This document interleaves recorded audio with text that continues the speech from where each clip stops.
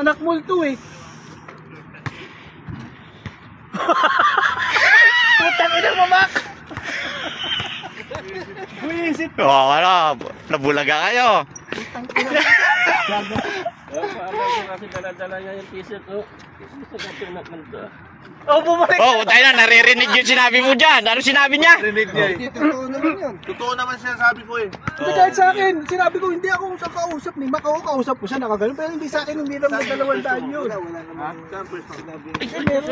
Sa akin yan. Kasi, oh, di ko nakita. Hindi, nanadya yun, nanadya siya eh. Sa akin yan, bro.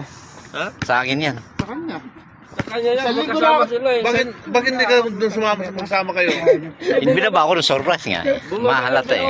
Isang linggo na ako dito eh.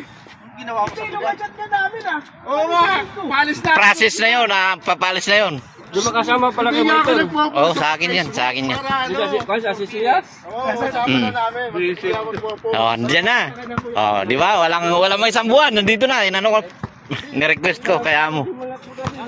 Hindi, tinitignan ko rin ito. Oh. Lugar ni ano. Naka 71 pa. Kaya pala Ryan nakaganoon. Sabi ko sino to? Parang si... Tayo na tapos lumalapit pa ganun pa. Sabi ko putang na. Mag-start ka naman. Ayan oh. Tuwang-tuwa ang mga tropa ni Manakmol. Punta tayo na Friday doon. Sabi namin, hindi kahit na ganun ang edad ni Mac, kung may kukuha sa kanya, makakabalik sa wala. Bakit ano ba edad niya, Mac? 50 edad ko yan eh. Hindi, matanda pa ako siya yata. 1970. 55. Ah, kayo doon si brother. Dapat binigay mo sa kanyang sasakyan para maservice namin.